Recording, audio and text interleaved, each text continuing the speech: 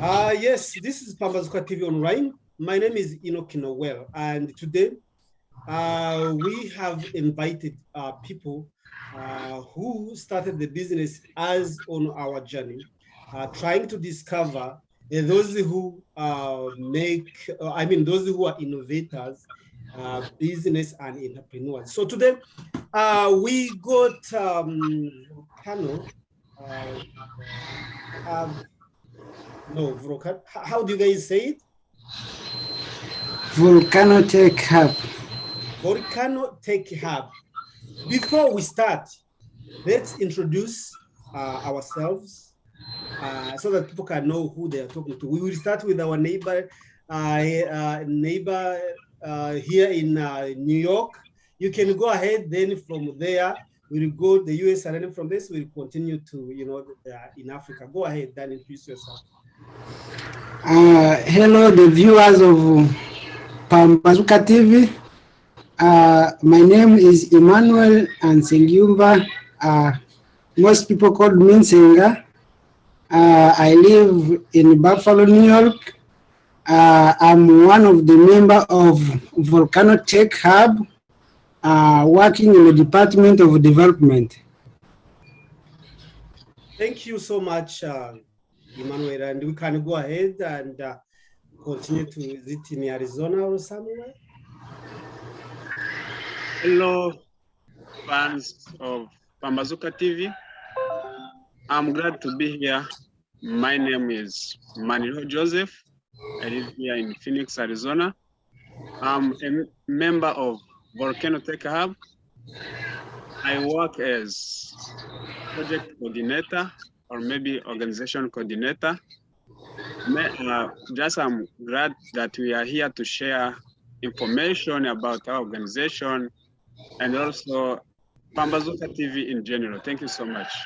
Thank you and welcome. The next one, go ahead, please. Hi, everyone. My name is Barata Shulusha Thierry. I'm a member of Volcano Tech Hub, and I'm a qualified ICT trainer. I did computer science in Zimbabwe, and currently I'm in Kyangwali at Volcano Tech Hub Kyangwali branch, and we do different things. And I personally am married, and I have one kid and one wife. And I'm here at Pambazuka TV so that we can share different ideas and how we came up to do something interesting in our community. We will know more about that when we'll be given time. Thank you. Thank you, gentlemen. And I just want to say welcome and feel home. So once again, this is Pambazuka TV Online. And my name is Enoch Noel, your host. So as you learn about the Volcano Hub Tech or technology, we are trying to link these services to the people that may need them, because you find that we are, hiring someone from Germany to create our website, yet we have the people who are able to do this job. So in brief, Emmanuel, can you share with us what is a Volcano Hub Tech about? First of all, before going in detail about what Volcano Tech Hub is, I'm grateful that today I'm with my team. Yep. And whatever things you want to know about Volcano Tech Hub, you have got the right people to answer those questions. Okay. So, in brief, Volcano Tech Hub, as we call it, VTH, is an educational-based organization which was established to solve community problems, more especially in underdeveloped countries like DRC Congo, where most of us were born from. And Uganda. As I speak right now, we have a branch in Congo, in the center called Bunagana. We have another branch in Chiangwari, which is former Hoima district, but here now it's Kikube district. Yeah. So what we do, we train or teach technology knowledge, which I think most people in those areas lack. So we have Microsoft Words, Excel. We have Microsoft, we have Excel, we have PowerPoint, we have Publisher. So those are the main services we do in part of education. But there are other services we still provide, which I can say it's like the source of where we get the money to facilitate those activities. Yep. We do websites, we do logo designs, and I think most of the things our IT person will talk more about that. Right. Yeah. Okay. Yeah, that's the good information people to know about. For you, Joseph, I mean, we've had some details or just a few information about the THV or So, Joseph, what motivated you to join this innovative idea or to join this market venture? What has motivated you to be part of it? Thank you so much once again. I would like to thank Pambazuka TV for this opportunity to share our ideas online and all over the world. What motivated me is because since I was in the high school, I was facing many challenges, more especially like the reporting, document, where you could find, if I know you like Enoch, you went in the same class I'm going, I will have to contact you so that you can give me your notes so that I can use it as a student or as a teacher. Yeah, so that's true. That was the problem I was facing during that time. And I know many of the people have been facing the same issue. Yep. That's why when I reached out of the country, I saw that there is technology where we can integrate that services in our country too. That's the time I and my partners, we decided to start Volcano Tech Hub so that we can solve those issues. We don't have That's really good. Our community to face the same problems like we faced them. That's why we are facilitating, teaching readers, especially like the school readers, teachers, even the students, even those local governments, so that they can be able to know about the computer technology or also knowing where the world is going. Thank you so much. Wow, that's really inspiring, guys. See, you are innovative of bringing those services to the real people. It's so important. That's why we want more, especially the young people. When we face challenges, they are not challenges, actually, they are opportunities. So see, like you borrow notes so that you can read, but now there is a way that things can be typed, they can be put together. Sometimes I remember too, you borrow a note, sometimes the books are torn or they are old, and then you can, but now, see, that's why whenever we face challenges, it's time to dig down and find opportunity. So once again, guys, you are such a doing great job, and we are so proud of you. And you are Barata. I know when you are starting a business or when you are starting any project, it's not easy. What are the most challenges you've observed through, setting up this wonderful project?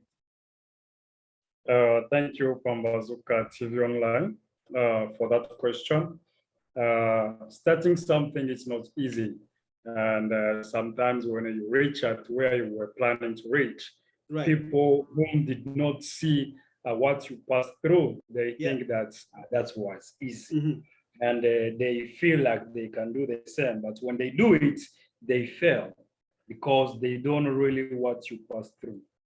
So the organization started in 2018. That's when we started, and 90% of people who started the organization, 95 even percent of people who started the organization were still at school. And it was really hard for us to start that organization, but we decided to start the organization.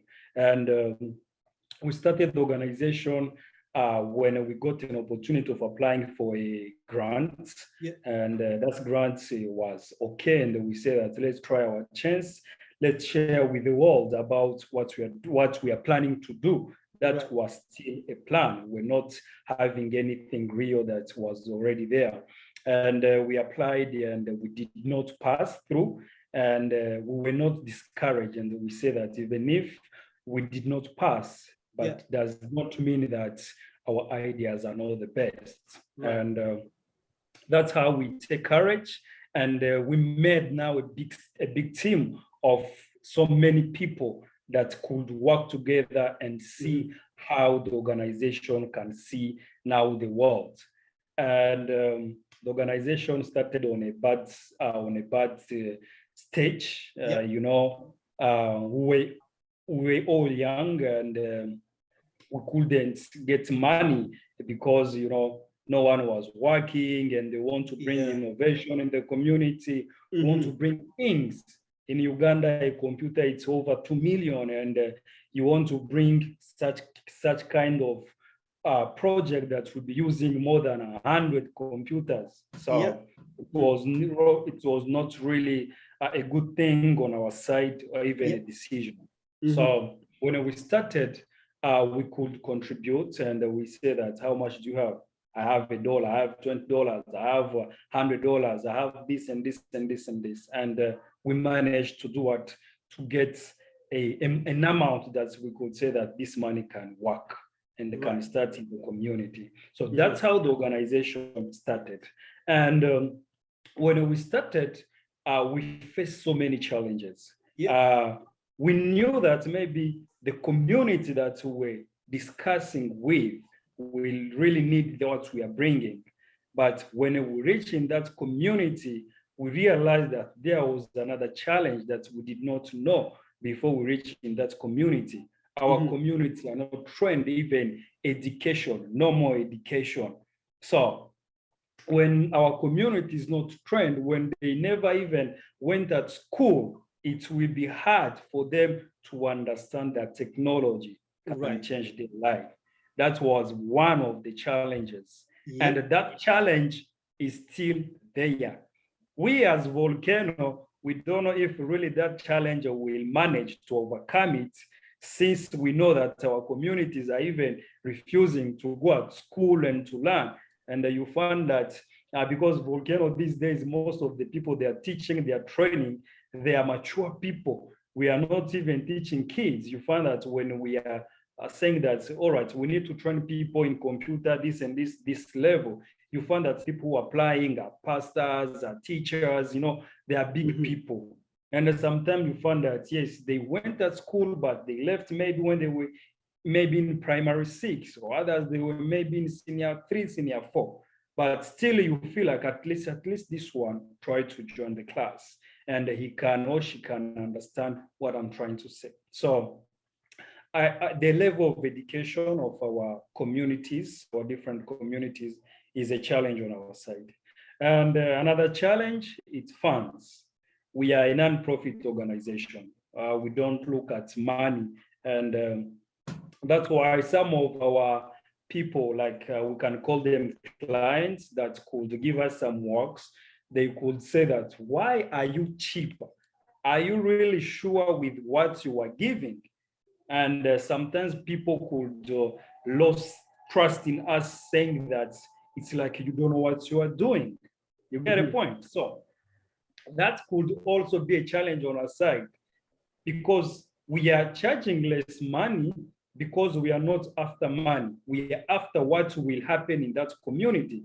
And the people, because they are used to pay money, and sometimes on the services that are not even done. Now, when they come at Volcano, when they tell them, this is the service we are giving you and this is the money, they feel like they are not secured.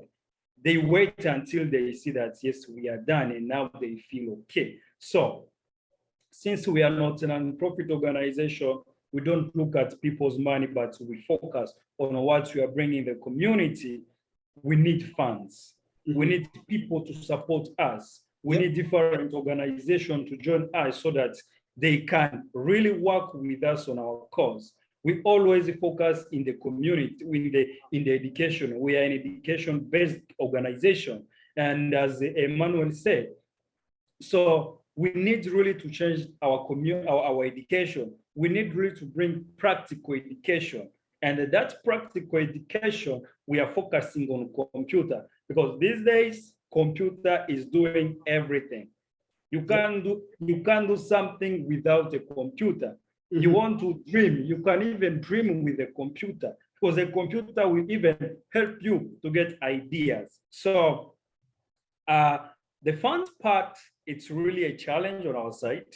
And we think in the future, yes, people will understand what we are doing, and they will join us. Different organizations will really join us, and we will expand the organization, and so many people will get our services. And another challenge as well is the location. When we started the organization, DRC, and DRC, when people, they see where the organization is in the red zone, if you can call it the red zone. Nowadays, North Kivu is a red zone.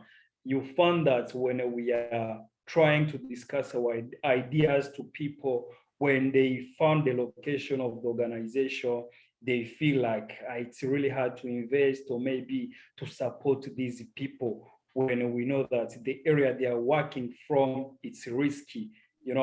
They don't consider that there are people there, something like that. Yet, North Kivu, there are people.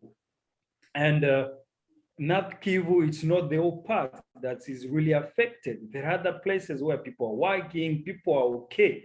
And that's not what is affecting the whole country. You find that they are saying Congo is not good, Congo is bad. Why? Because of only that part, because that part has caused the chaos in the country. And now they are saying all Congo is bad. So the location also became a challenge on our side.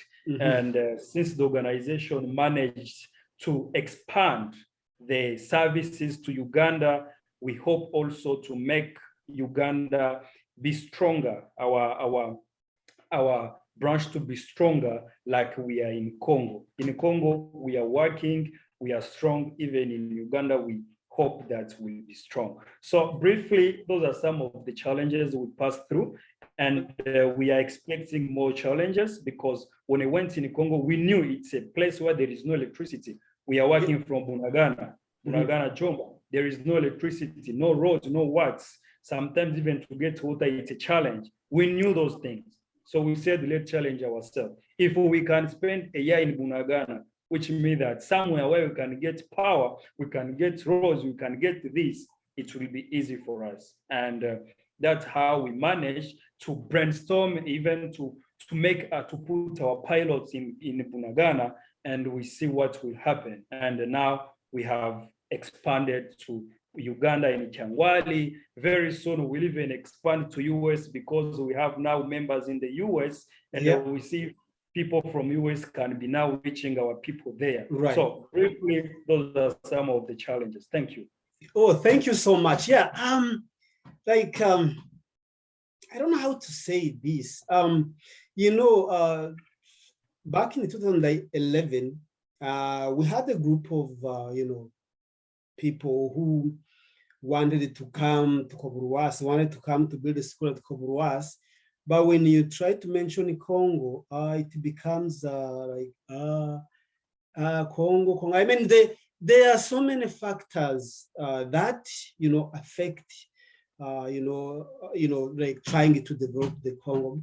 I mean, if you look at the means of transportation, you look at the like electricity, you see like Kisoro, there is electricity is good, but when you jump the other side, so there are so many factors. However, and let's forget that people. I mean, I had that talk on this on a few days ago, and we were trying to see how can Congo stand stronger. Not like someone from rebels from anywhere they come and attack. They like they come like they're entering in the house. So there are so many factors affecting the Congo's development, and we hope it will be resolved through the Congolese politicians come together and solve it. Anyways, yeah. So, but these innovative ideas, if they are needed there, I'm sure there is someone there think about starting maybe constructing roads in in Jomba, or trying to either that the electricity will be electricity and the roads will be wide from Kisoro to Bunagana and cross over to where they're supposed to be. So this is why we need more people, and I'm sure they are there. They might be there, we don't know. To think about when you think there is no electricity there, there is not. There's no constructed roads there. There is no water there. There is an opportunity there. So let's not. Those are opportunities waiting for, to blossom. Anyways, yes, Emmanuel, back to you.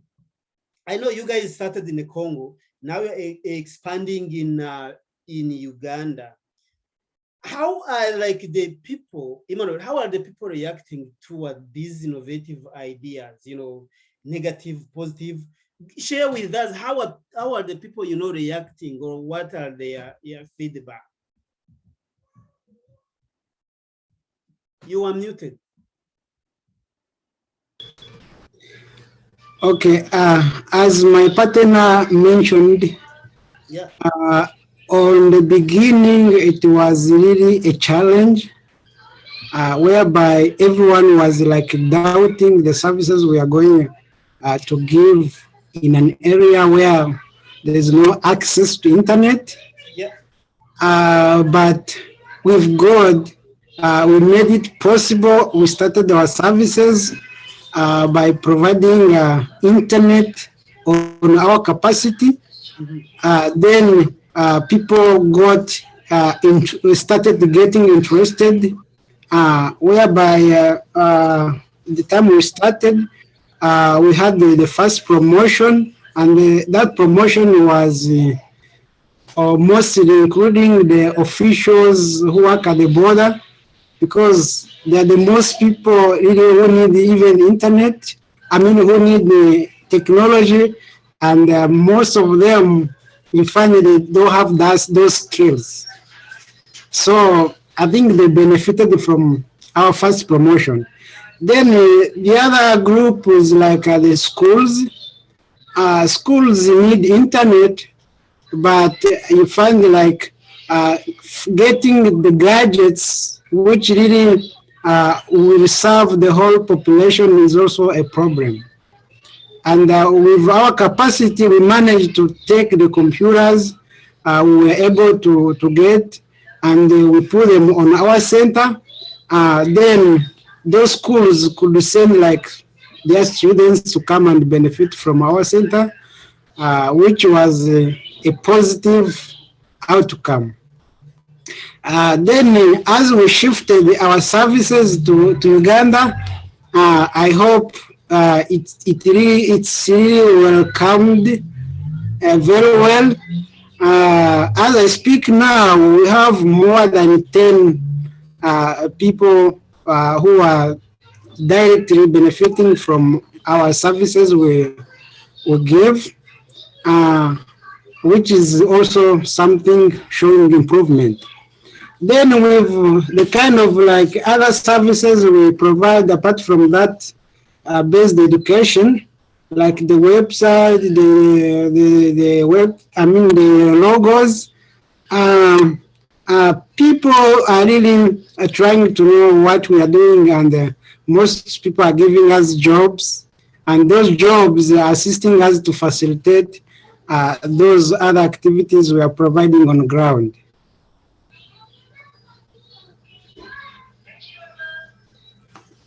You are muted.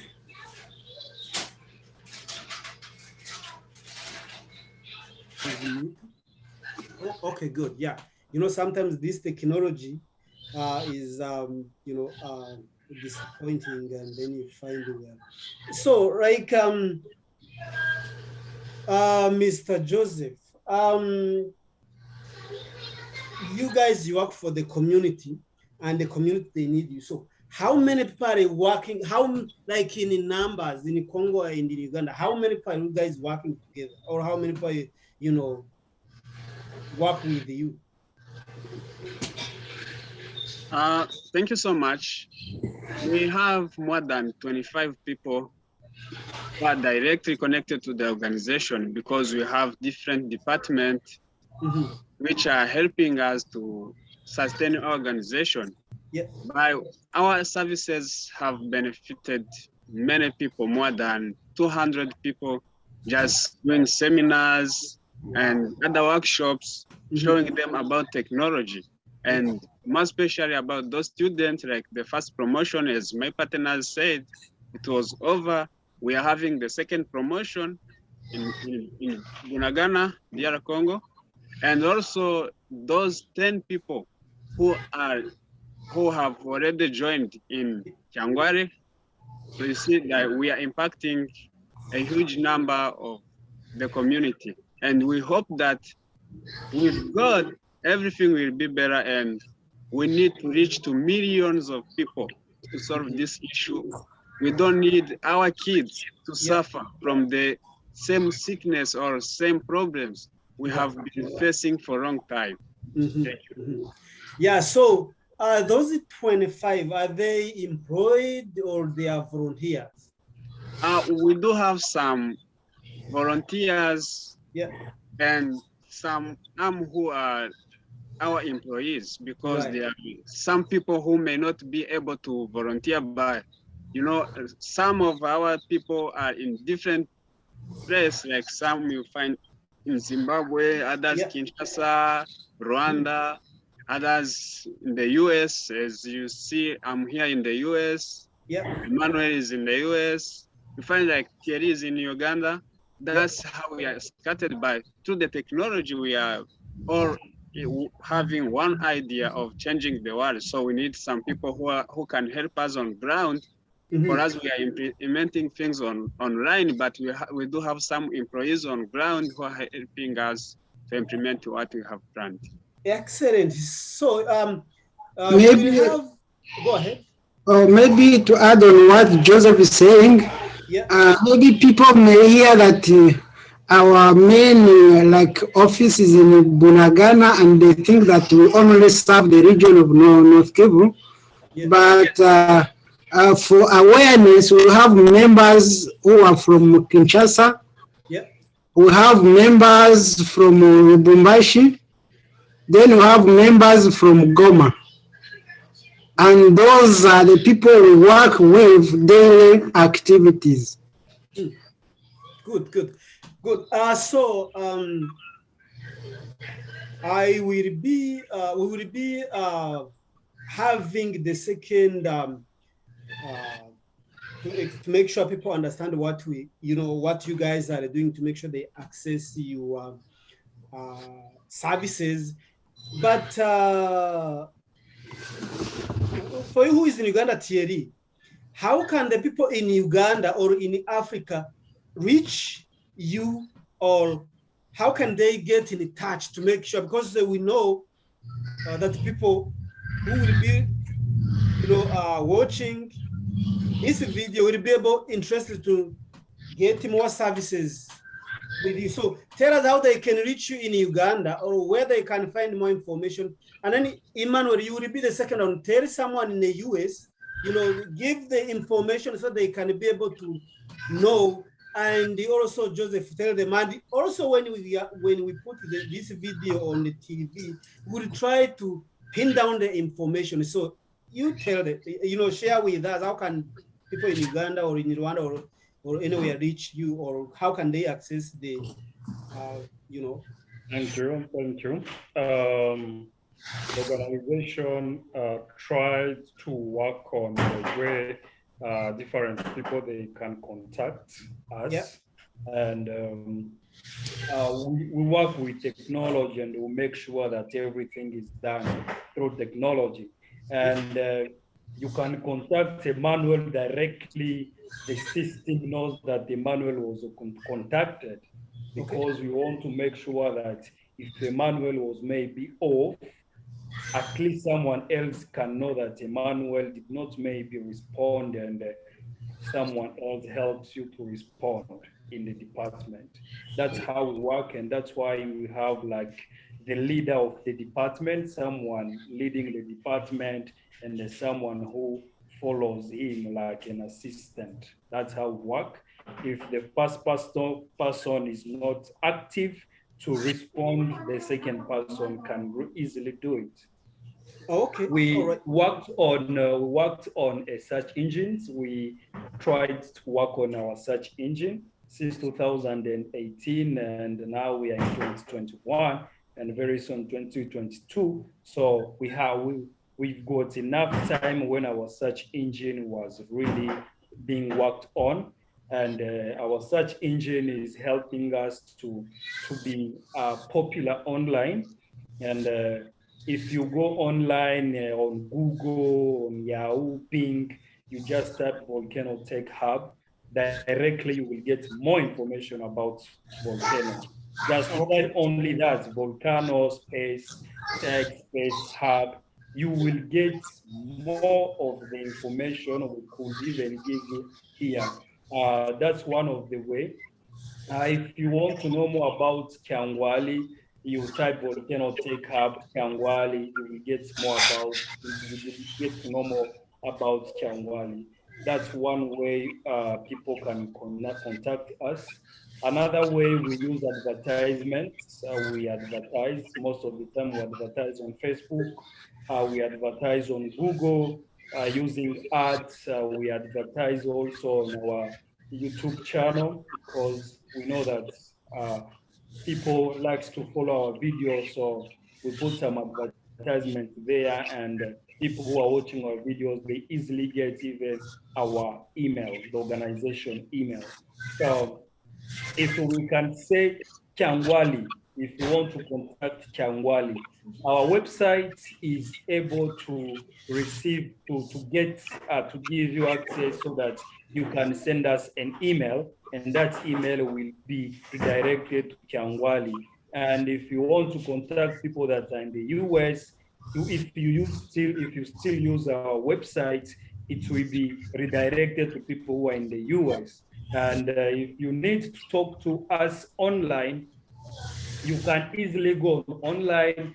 We have a chat box that is there. You can talk with our chat, and we talk with you. We discuss if you have any issue, if you have any problem. We talk with you with our online agents that are there, that are active. Most of the time, we make sure that we are active 24 hours. And on Facebook, we have a bot. We have a bot that helps our people to get